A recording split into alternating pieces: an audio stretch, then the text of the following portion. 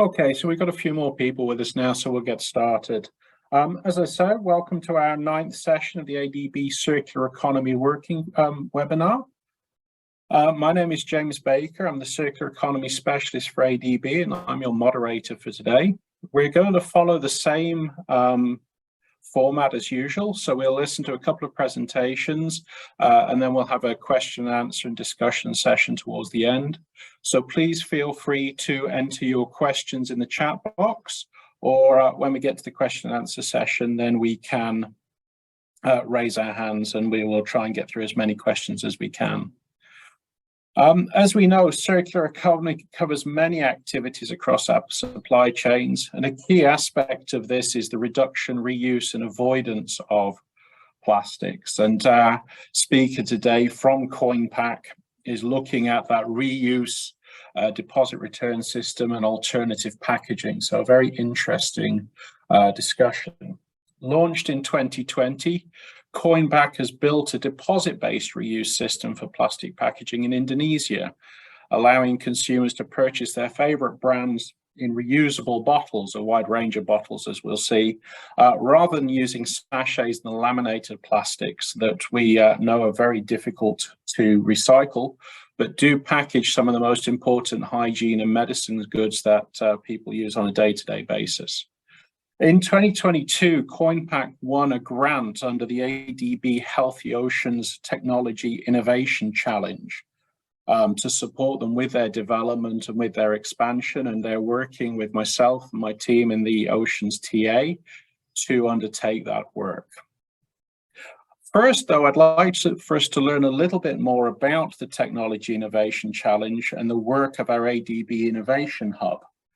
I'm going to introduce you to Joe Aquino. Joe has been working with the Innovation Hub since 2018 and co-leads the implementation of the Technology Innovation Challenge, the Knowledge Immersion Program, and the Futures and Foresight in the Philippines program. So Joe, can I pass it to you and you tell us a little more about your work? Thank you. Yeah, sure. Yeah, thank you. Thanks, James. And we're so happy to be part of the Circular Economy webinar series. Thank you so much. Actually, first off, I would already want to thank James for being with us, for partnering with the Innovation Hub in this Technology Innovation Challenge. It has been a 2-year-long partnership, and thank you so much for that partnership. I would just like to briefly share my screen. I'm sharing my screen right now just to give you some background information about the Innovation Hub. So please let me know if you can already see my screen. Yes, we can see that, Joe. Okay. Thank you. So last year, we've launched the ADB Innovation Hub during the Knowledge Forum. The objective is for us to, with the constantly changing and evolving development environment, ADB has to, remain relevant. And so the Innovation Hub was launched with the following goal: fostering a culture to drive innovation within ADB, and then, of course, design an innovative project with our developing member countries. Please take note there that with the developing countries, because of course, when we want to make an impact, and of course, we want to get their inputs in the development of that. So the Innovation Hub has 4 service lines. First is on the applied innovation. This is where we provide capacity across ADB. We have design thinking, futures thinking and foresight, and behavioral science. The second one is on partnerships and networks. This is both internal and external. Internal, for example, with James and his team and other sectors that the Innovation Hub is working with. And then externally with technology providers, for example, like Koinpack. The third business line is on innovation management. This is where the hub tries to create an enabling process and systems within ADB where all of us will understand what do we mean by innovation. And then the last one is on applied innovation. This is where the rubber hits the roads, if you will. We have there currently we have here in the list 4 projects where the Innovation Hub is leading for System the Technology Innovation Challenge, the Knowledge Immersion Program, the Futures and Foresight work that we are doing with the National Economic Development Authority in the Philippines, and the Digital Sandbox here is being led by our colleagues from the Information and Technology Department. Just very, very briefly on the Technology Innovation Challenge, on what is that? It was launched into 2020. The objective of the challenge is for us to introduce high-level technologies in addressing identified development challenges in our DMC clients. It's this initiative is jointly developed with our strategy and policy department. So it's an open innovation challenge where we've posted challenges, specific development challenge, and attract technology providers from across the globe. So we've received 300 expressions of interest. We've listed 41, and then we ended up with 9 grants, and this is where Koinpack is one of them. The challenge that we have so far is on the energy sector, health, the oceans, and transport and urban.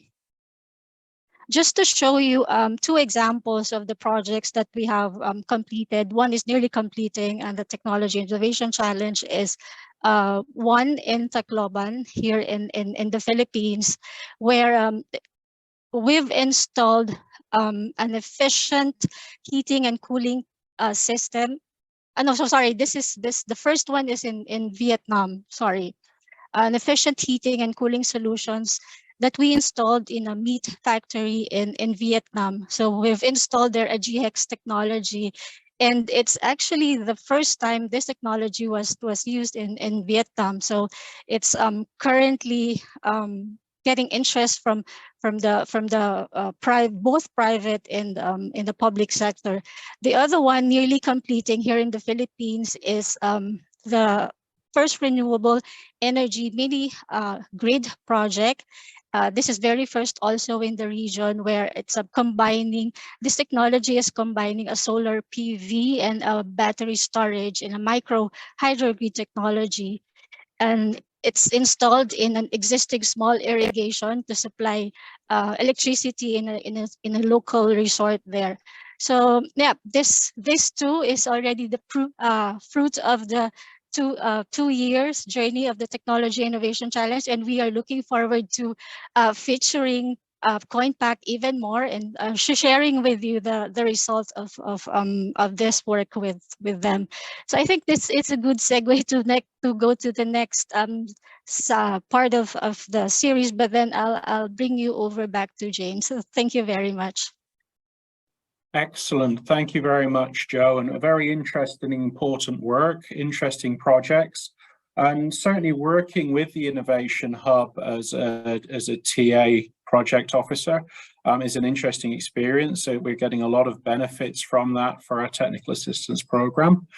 So I would encourage everybody to go and look at what the Innovation Hub is doing, look at the various activities and challenges they're running. They are very useful, very supportive activities. So now let's hear a little bit more about Koinpack's activities and how they've benefited from their support and also their ongoing work. We're going to hear now from Bintang Ekananda, director and co-founder of Koinpack. Bintang is an entrepreneurial engineer, which I think is a very interesting title, in addition to being the director of Koinpack, and has extensive experience in the fields of sustainability and engineering.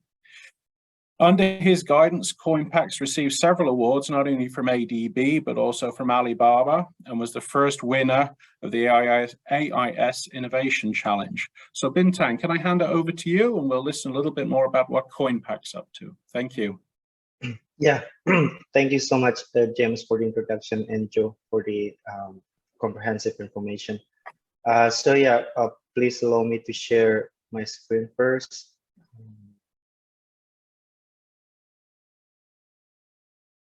That's great, Bintang. Can you? Yeah, there we go. Brilliant. Thank you very much. Yeah, thanks again. Hi, everyone. Good morning, good afternoon. wherever you're watching this webinar at the moment. So yeah, my name is Bintang, as James introduced me. So I'm based in Jakarta. Apart from being the director and co-founder of Koinpack, I'm also the venture builder of NVU, one of the social startup studio based in Rotterdam, but also operating in several countries, including Indonesia, and specifically working on plastic prevention with reuse solution. And one of them is Koinpack. So in short, Koinpack is the NVU built venture, which I'll be very happy to share more in the next slides. So yeah, I think starting from the problem that we're trying to solve is basically Indonesia has quite big problem about plastic waste. We are the second biggest polluter of plastic waste based on several data, and the latest data from the NPAP or National Plastic Action Partnership under the Ministry of Maritime in Indonesia shows that 76% of our waste is mismanaged, and those are the flexibles or single-use flexibles such as sachets or multi-layer pouch, which is very hard to recycle. Even it is considered as not having economic value, so that the informal sectors are not interested to collect this waste, so that almost like 99% of them would go to pollute our environment, because there is no party that is interested to collect this waste. Even though many claims that there are advancing technology to recycle this, but really the problem is not just in the technology of the recycle, but also on the collection effort. And the good news is that our government has started a very ambitious target, which is we want to reduce 70% of marine plastic leakage by 70% under NPAP and Ministry of Maritime guidance. This is like multi-stakeholder efforts, and Koinpack is part of them under NVU as well. And then the other opportunity is actually Indonesia also obligates the producers such as FMCG companies, retailers, restaurants to have a very clear waste reduction plan for a period of 10 years from a couple of years ago until 2029. And by 2030, those tiny plastic packaging like sachets under 5 ml could be banned completely from the market. That is the intention of the government. And Systemic also estimates that there is a big opportunity for reuse and refill systems like what we are doing now can avoid 140,000 tons of plastic waste per year by 2025. And Koinpack is actually aiming to contribute to this ambition around 10% in the next couple of years. And on the right side of my presentation, you can see that actually the reusable packaging trend is growing. We gather some of the information that 41% of the Indonesian shoppers are actually believing that plastic problem is the #1 environmental challenge. Also, 35% of them are actively seeking, companies and brands that offer ways to offset, their impact on the environment. And the recent research from Greenpeace says that 70% of the respondents are ready to switch into products with reuse system.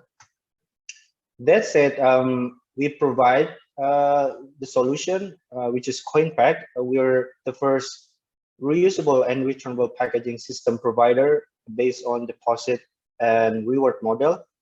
We basically deliver the daily needs for Indonesian markets such as soaps, detergent, shampoo, and food, working together with the existing brands, both local and global, to prevent single-use packaging from the source.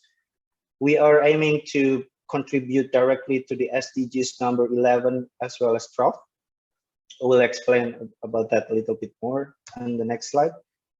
So how exactly that this solution or our business model can help to prevent single-use packaging from the source. So basically, as said, we work with FMCG companies to provide their products in our reusable and returnable packaging. We call that as packaging as a service, so that consumers can, as James said, purchase their favorite brands in returnable and reusable packaging.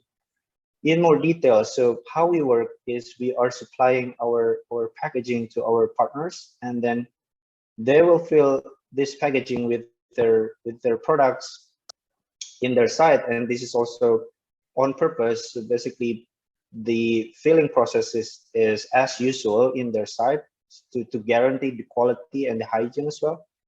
And then here, Koinpack plays the role to distribute and to market the finished goods into the market in two ways. So basically, we're selling the products via our retailers or sales points.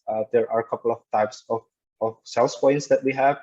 I'll explain about that more later as well. And we are also selling the products directly to consumers. And then here's the interesting part, that consumers can return the empty packaging in two ways. They can easily return the packaging at any time that they want.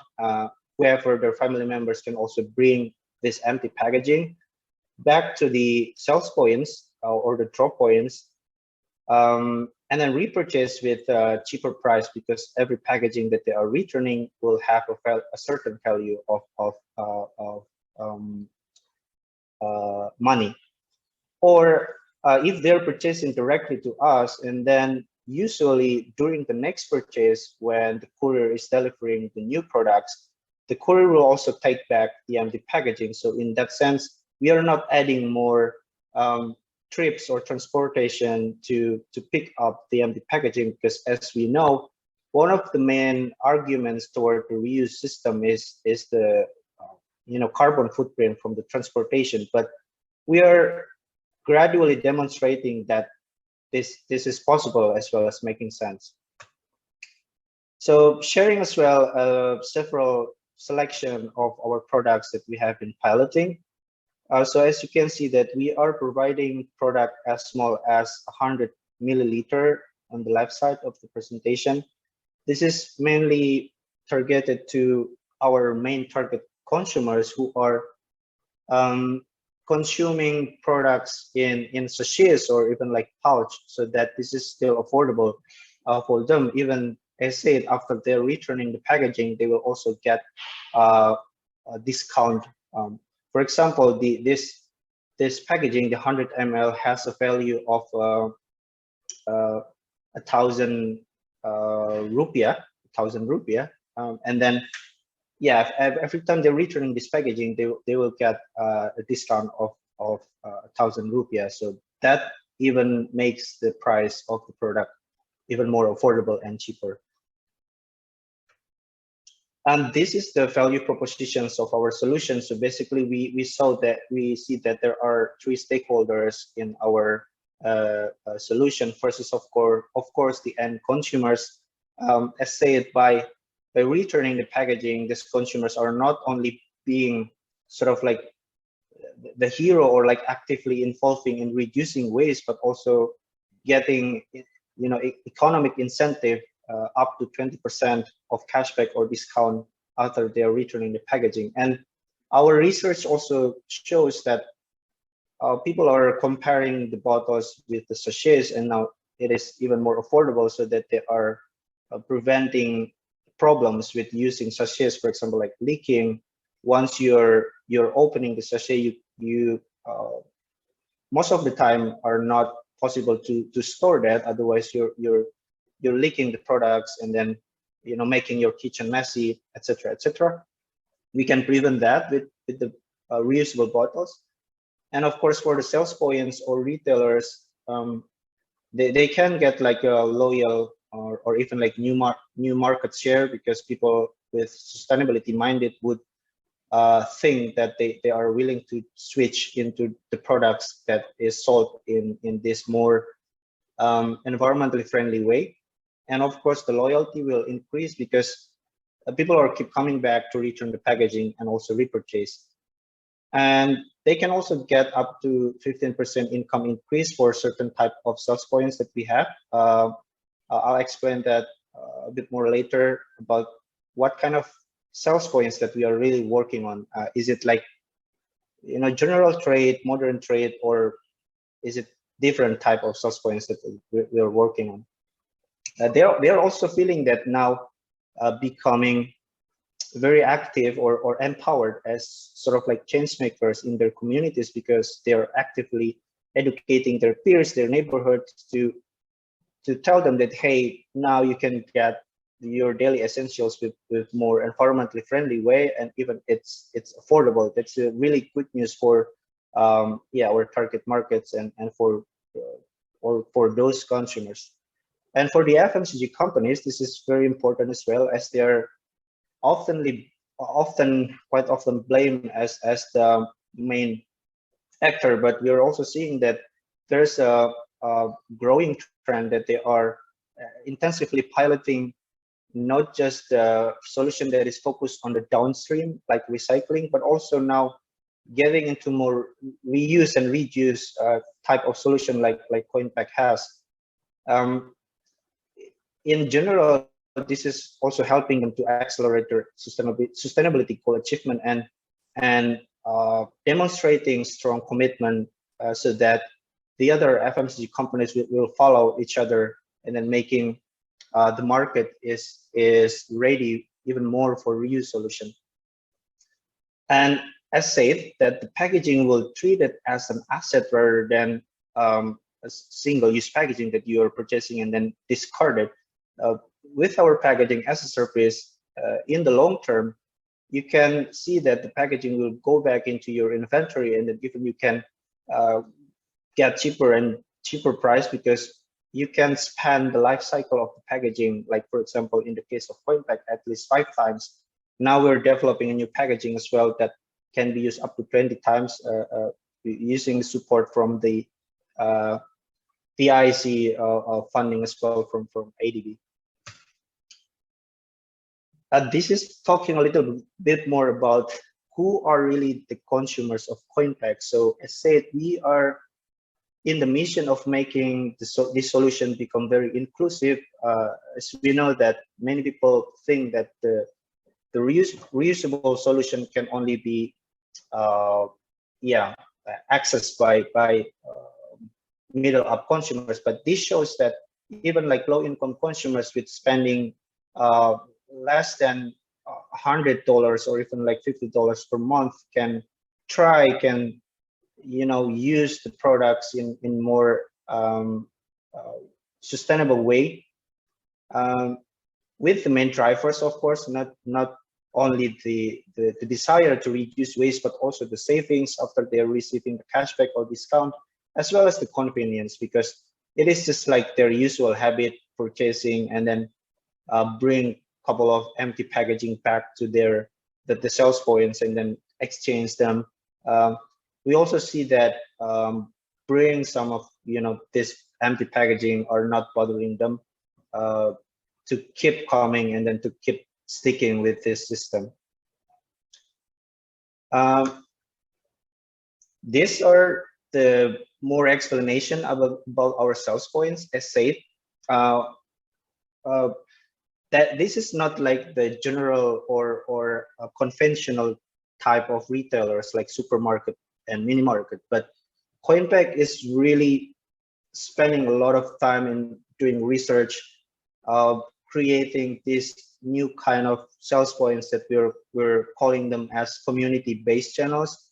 So first, those are called as waste banks. Not sure if you're familiar with waste bank, but in short, waste bank is a community based in neighborhood level in Indonesia, where they are voluntarily collecting non-organic waste like plastics and cardboard, and then selling that to the recycling companies for money. And it's working precisely like a bank. So instead of depositing money, people are depositing waste in exchange for some incentive. And we are empowering these established community-based organization in Indonesia as our retailers. So they're not only just collecting waste from the neighborhood, but also now selling the finished goods of Koinpack, making their existing consumers also switch to Koinpack. First, it creates additional revenue for this waste bank. Second, it is really spreading the education part and the word to mouth toward the more and more consumers. And this is really what became our focus, Koinpack, both in this TIC project as well as in our usual business. You can also see that we are really active here in educating these waste banks. Most of them, almost like 99%, are moms. And as said previously, they can get up to 15% income increase. So not just working in a group basis, but also some of them are deciding to be individual sort of like resellers or sales point for Koinpack. And previously they don't have any revenue stream, they're just housewives. Now they are even more empowered as a micro entrepreneur because they are able to sell daily essentials, which is in general is very fast moving with very minimum capital. And now they can call themselves very proudly as micro entrepreneur, not just selling products, but also educating people to be more environmentally conscious. These are the picture of waste bank here. You can also see people are lining up to follow our capacity building or community development activities. There is also an experience booth where you can try Koinpack products and then return at the same exact location or point. That will make this solution, where people previously think as a high class solution or something like that, but now this becomes very inclusive and very accessible for these people.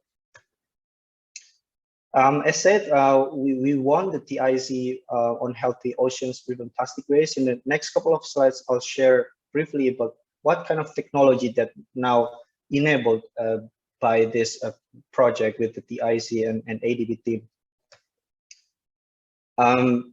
Before going into details about the technology, this is how we performed so far after 2.5 years doing this business. Now we have 100 sales points. The project with the TIC team has been running for 4 months. Thanks to the funding, now we get even 20 additional sales points, and more will be coming in the next couple of months. In total, now we have like 100 sales points, serving more than 2,500 users. And then to date, we are avoiding 349,000 flexibles, single-use flexibles, from being wasted into the environment. We are currently working with 5 FMCG companies. We expect more will be joining early next year, both from local and global FMCG companies. Yeah, this is the first really crucial technology to enable this solution. So this is our cleaning facility. We are building this machine with the intention in the future this machine would be a modular system where basically you don't need to modify the whole system, but you can plug and play with any kind of packaging, so that more and more type of packaging can be washed and then sanitized in this machine. Because we're also currently trying to understand from those brands that packaging is actually sometimes becoming their identity, even though we are also advocating for universal packaging solution. Like, for example, in the European countries, the beer bottles are looking the same across industries. So that is the ultimate intention, where it is very helpful to make the logistic much more efficient, and eventually the shared cost will be also decreasing as well, making this business model even more viable. you can see that in the left side, these are the bottles that are returned from the consumers. The label will sometime go off, but the quality of the packaging that is returned are still pretty much in good quality. This is how the machine looks like. We are in purpose designing this machine to be compact, so that later, as you know, Indonesia is archipelago countries, where later Koinpack will also expand to other cities. Probably will leverage not very big facility to wash the bottles, so that we are already thinking about this, designing the machine to be compact, so that in the future that can be sort of like portable or easy to transport. I'm going to play a video here, so you can see that this is the first process to cleaning using mechanical intervention. Basically, it's an automated brush.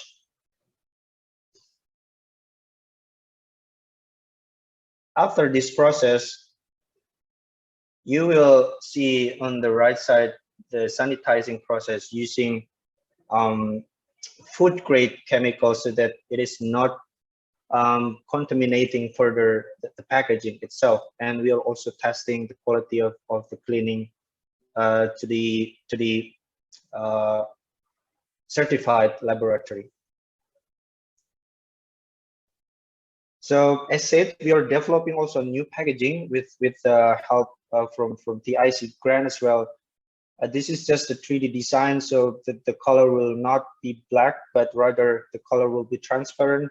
That is also coming from our in-depth human-centric design research to the consumers, where they are desiring packaging that is transparent, so that they can see how much the product left, and then they can expect when they can return to sales point or repurchase products again. The main point about this packaging is also created to be more durable, so that it can be used multiple times, at least 20 times, making in the long term the cost per cycle will be even lower and affordable. We design the similar shape between size, so that again, it is making the logistic or supply chains much more efficient with the similar shape of packaging. This is another technology that where you're seeing the dashboard of Koinpack, how we are tracking how much or how many cycles of packaging has been used. This is very important information for FMCG companies and Koinpack as well, to understand how many cycles of packaging that really used in the market, so that eventually we can make a justification in terms of the financial investment. As said, the more you use the packaging, the more the less the cost per cycle itself. That's the concept of treating packaging as an asset rather than as a COGS. Currently, we are using a simple technology, QR based. We are also looking into more sophisticated sticker made from RFID sticker to replace this QR code. But currently, we are using QR code on the cost reason. We are also still looking into different options to make this tracking system much more reliable. These are the last two slides of my presentation. So this is showing how we are aiming to grow in the next 2 years. We are in the basis of the self-sustaining business model. As said, it's called packaging as a service. First, we are capturing the gross margin from distributing and sales of the finished products to retailer sales points or to consumers itself, and the average margin is around 20 to 28%. And the second one, the revenue stream, is coming from charging a fee for the reusable packaging that we are supplying to our FMCG partners. This way, we are in the path to be profitable or even like break even in 2024 already. So we are really focusing on adding more sales points so that people are more easily to access our products. We are aiming to sell 2.6 million products in our packaging by 2024, generating 2.7 million US dollar revenue, and then eventually reaching break-even in that year as well. The other focus is also really to make a big portfolio or consortium with the FMCG partners, big brands, so that it's further inspiring to market for this reuse solution. And then eventually we are ready to expand in the region, in the relevant markets where sachets are also predominant there. And we believe that we can make a further impact there. Lastly, some of our awards that we received, as said by James, we are receiving some awards from, for example, like Alibaba, Social Impact Prize.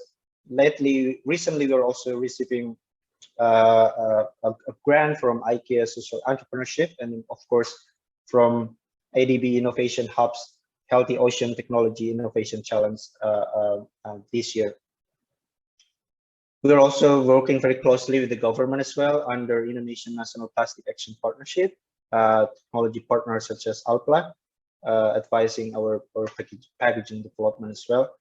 And some of media channels that are covering us, such as Ellen MacArthur Foundation and top local medias in Indonesia, such as Kompas, as well as Tempo.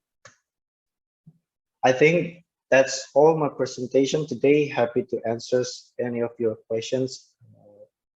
Fantastic. Thank you so much, Bington. Thank you very much. A very interesting presentation, and certainly a very interesting project. I mean, it works in business, it works for health and hygiene. You're dealing with community, public perception. So it really is an activity that cuts across a lot of boundaries. Some very interesting bits of information you shared. But one of the key things that stood out for me was that 70% of people are ready to switch to reusable packaging. And I know there's a lot of preconceptions about reuse packaging and the problems there, but 70%, that's a lot. Is that something that you're experiencing as you're working? Yeah, first, there is a combination of both. The 70% number is coming from research from Greenpeace, basically, Greenpeace Indonesia. And then, of course, we're leveraging that data, and we saw that yeah, more and more consumers are switching into this solution. As said, we are currently serving more than 2,500 consumers in Jakarta alone. And yeah, working with these community-based channels are really helping us to educate these consumers.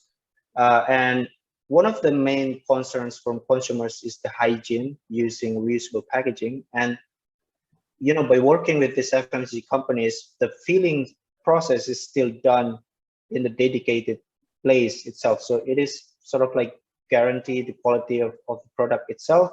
And working with this, you know, big brands are also sort of like comforting these users to not really bother about the product itself, but really on trying this new system, which is the returnable and reusable packaging itself. So yeah, that's just in Jakarta alone. And we believe that other cities like Bandung, Surabaya in Indonesia, we receive a lot of messages that are asking if there's a plan to expand there, but currently we're only focusing in Greater Jakarta. So I believe that the trend is really growing now.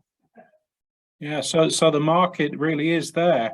We've got some questions in the chat, which we'll have a look at, and also encourage people to put their hands up if they would like to ask some questions. We have one here from Gilan. Great enterprise, congratulations. How are FMCG companies incentivized to work with Koinpack? What's your experience of working with these large manufacturers? Yeah, I think that is not sort of like a short-term incentive or something, but the experience of us working with FMCG companies is really to test and pilot the new innovative business model where in the future, this business model is expected to be not really like profitable like the regular packaging, that will not happen, but at least creating sufficient margin to be, you know, to be profitable and also helping them to really achieve their sustainability goals. Because, for example, in Indonesia, as said, the government is really putting pressure regarding the EPR regulation, like the established regulation by the Ministry of Environment, where in the next 10 years, these big companies need to really reduce and focus on, upstream solution, not just downstream solution like recycling, but also thinking how is this solution can be embedded in their business model. So that is not just like short-term solution, but it's really, like integrated with the business model itself. So it is self-sustaining, and eventually it's not just like a short-term CSR or something like that, but really creating a profitable and new innovative business model. So I think that's the main intention. So why they're really putting efforts, the pressure from government, and then the desire to innovate the real business model, focusing on upstream solution, and then be profitable at some points in the future. Excellent, excellent. We've got a couple of questions here about labels. So we have one from Terry asking about what's the QR code for? How's the QR code function in your system? Yeah, so we need an identifier to track how many cycles of the packaging that has been going through in the market, because that information is really to prove that this packaging is really reused, not just coming back into our hub and then recycled somewhere. So we're trying to prove this, and then we are tracking in our dashboard how many cycles of every of our packaging has been used. And the more the packaging is used, basically you are lowering every time every cost that you're using the packaging. And we're just starting this from this project. Excellent, thank you. And we've got another question from Maria about the labels. At what point are the labels replaced? Is asking, are the labels replaced with new ones each time? How does the labeling work? Yeah, so I think that's a very good question. Currently, we are replacing the label every time we are washing them. The reason behind is that we see that this market is still new. We cannot control how many bottles that will be returned each month. So the idea to replace the sticker every time we are washing them is to make every bottles that is returned from the consumers can be used across brands. And then we are using paper material label so that it is easier to be treated rather than like final label, for example, made from plastic.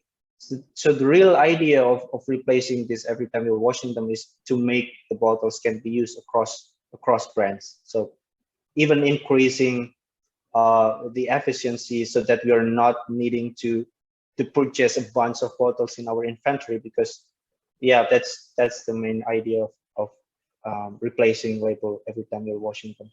Of course, there's a waste, but we're trying to localize them so that we are able to manage the waste from the label itself. Yeah, and I guess there's also a safety aspect to it. Safety you need to make aspect, sure the instructions are there each time they're used. So, so we have a question here from Natalie. The average cycles of the reusable packaging. So I think that's what you're tracking with the QR code, isn't it? It's how many times. So where are you at the moment? What's your average sort of reuse for these packages? Yeah. Currently, we are using pre-existing packaging from the market. With this existing packaging, the maximum cycle that we can go through is 10 cycles. But we're seeing a lot of examples that in the European countries, well, some examples, this packaging can go up to like 20, even like 50 times. That's what we are currently developing with funding from the TIC as well. creating packaging that is more durable, the intention is really to increase the life cycles at least 20 times. We have done our internal LCA calculation. Disclaimer, this is not an audited LCA, but we have seen that in the greater Jakarta area, because LCA is really influenced by the transport distance. And using our pilot and scanner, the current scenario, even after just like 3 to 4 times, we can, you know, outcompete the LCA from the single-use packaging, you know, from this LCA calculation. So yeah, the intention is to increase that to 20 times, but currently it's up to 10 times. Excellent, very interesting. So we got a question here from Terry about how to motivate existing local retailers. And I'd like to pair that with the comment you made about the peer-to-peer sort of education. You know, you've got this community level interaction where sort of early adopters are bringing it into the community, showing that it works. So could you tell us a little bit about how that peer-to-peer, how the retailers are working? Yeah, in the first year of Koinpack, we were spending a lot of effort to convince them. We're targeting asset through this community-based like waste banks. There's a group called Arisan as well, where people are gathering and then discussing certain topics in Indonesia that is very normal. We're trying to penetrate to them, explaining about Koinpack, and we're finding some people who are already aware or exposed into like waste issue. That's the sweet spot. We're trying to convince them to, hey, now you can, you know, like involve not just for you, but also you can be sort of like micro influencers for your friends, for your neighborhood. Besides, you'll get, you know, like additional income. I think that's also important for them to onboard into this scheme of peer-to-peer agents. And then recently, that's just like spreading mouth to mouth. Even people are just, you know, like voluntarily signing up through our website to be our, you know, sales points. And most of them are like teachers. In Jakarta, especially, you know, the government is also really making plastic waste issue as the main curricula as well in school. So the teacher will be, you know, more and more exposed, and then they're trying to finding more concrete solution, and then they're finding Koinpack. Now they just sign up voluntarily as a peer-to-peer. That is very different if you're comparing that with conventional trade channels like mini market, supermarket, or like mom and pop stores in Philippines or in Indonesia called warung stores. With them, you have to explain the tangible impact, like the financial impact for them. You cannot just like asking them to onboard unless there is a top-down pressure from the government. Like in Jakarta, the ban of the single-use plastic in the mini market, it's because the government has that regulation. But apart from that, that's why we're also working with the supplier. We're getting cheaper products, and then we're working with this retailer so that we can have like a fair, you know, division of the margin and profits, etc., along the supply chain. So that is the difference when you're working with the community-based as well as the conventional channels. You have to demonstrate that you also have like tangible impacts, like the financial ones, not just being active, be the change makers in terms of the, you know, educating plastic waste issue, something like that. I hope that's answering the question. No, that's a fantastic answer. Thank you very much. And just, you were talking about the sort of the costs, the fairness. Obviously, a lot of the challenge for us as we look at circular economy, we look at reusable packaging, is at those sachet end of the market, the 5, the 10 milliliters. Obviously, you know, your smaller bottles down at the 100 milliliters, the 50 milliliter range. And you mentioned in your presentation that you're seeing this access to the lower income groups. We're used to sort of middle income families being early adopters in this innovation process. But can you tell us a little bit more about that sort of smaller packaging end, how you're working to really address those sort of 5-10 milliliter packages and how the economics of that works? Yes, so I think we are in the process of really capturing really the bottom of the pyramid. But as you said, the current sachet users is for example, they're using sachet in chains, so not, you know, like not purchasing just 1 or 2 sachets, but also purchasing a couple of sachets. And I think this is the real effort that we're trying to educate even more lower income consumers, that in the more longer term, if they're switching into these bottles, they can still get a little bit of saving rather than just purchasing incidentally like 1 or 2 pieces of sachet. So that is still one process, like trying to educate what is really the financial benefit of switching into the bottles, and then basically trying to help them to calculate what is the really longer term financial benefit for these people who are used to consume a very small sachet like 5 to 10 ml. But now we are still targeting the people who are still using sachet in chain, so at least like 3, 15 or like 40 ml. They're easily to switch. And then we are leveraging this community-based channels to help us to really educate, again, not just the environmental benefits, but also the tangible impacts, the longer term, to switch into our bottles so that they can get eventually, you know, financial benefit as well, the savings.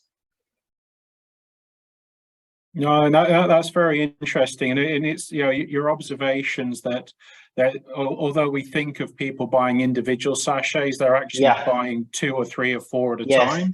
Yeah. So that does give you an access point, and I think that's interesting for us in learning about how these products are actually used.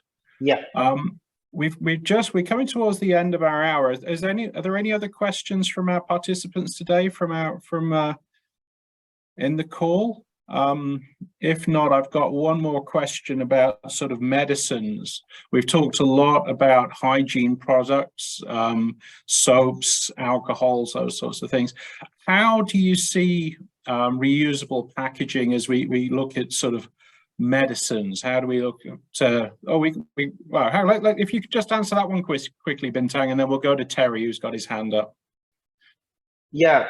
That's definitely a challenging part of industry that can be tapped into the reusable packaging. Of course, I think first of all, rigorous research on the exact packaging needs to be done.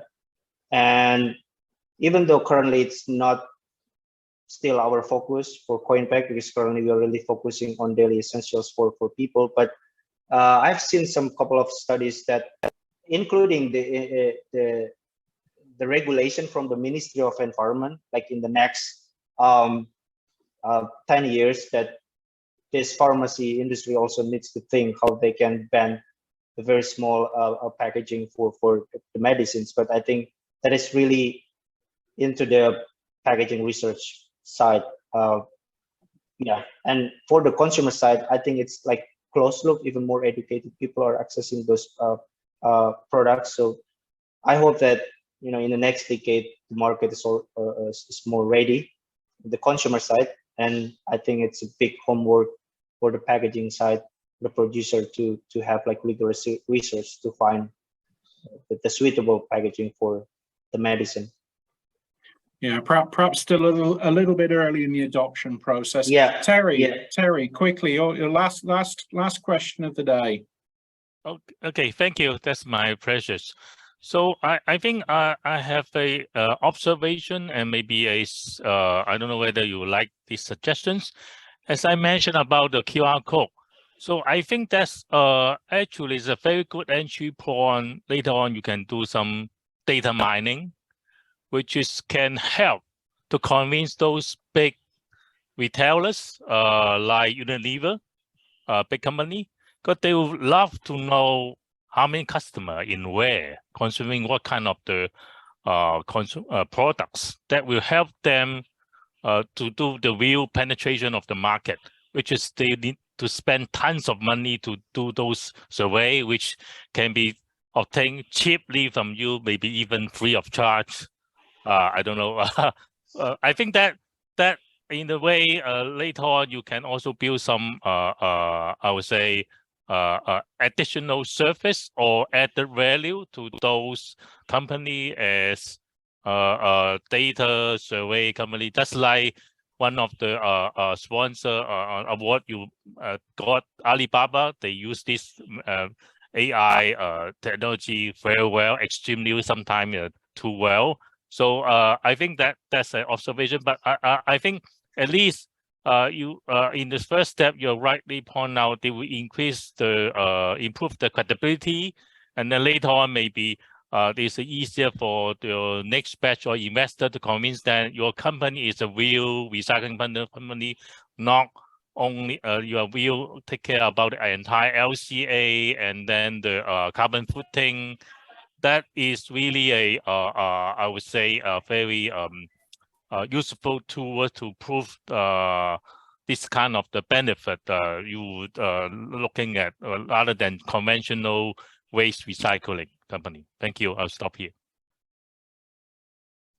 Thank you so much, Terry. That's really valuable. I think we were starting at so basically, for example, the community-based channels, they're taking notes of their consumers. So we are also gathering the end users data and then analyzing. But yeah, we're currently not sort of like monetizing that, but I think it's really valuable for first, of course, for our internal learnings, how we can, the most important is how we can make them stick to the system, returning the packaging and not just purchasing but not returning, because it's eventually the main goal of the reuse system itself. But thanks for the suggestion. I think it is really relevant of how we can even making the service more valuable and more comprehensive to our FMCG partners and the retailers. Great. So I think at that point, Bintang, thank you very much for your presentation, and thank you, Jo, for her presentation. It's been an excellent webinar, some very, very useful insights. Thank you very much for your time. I'd encourage everybody just to fill out the short survey at the end of this webinar, and I would like to take this opportunity to thank everybody for their time this afternoon. I wish you all a good day, and we look forward to you joining us on our next session. Thank you very much. Goodbye. Thank you so much. Bye-bye. Thanks, James. Thank you, James. Fine. Thank you.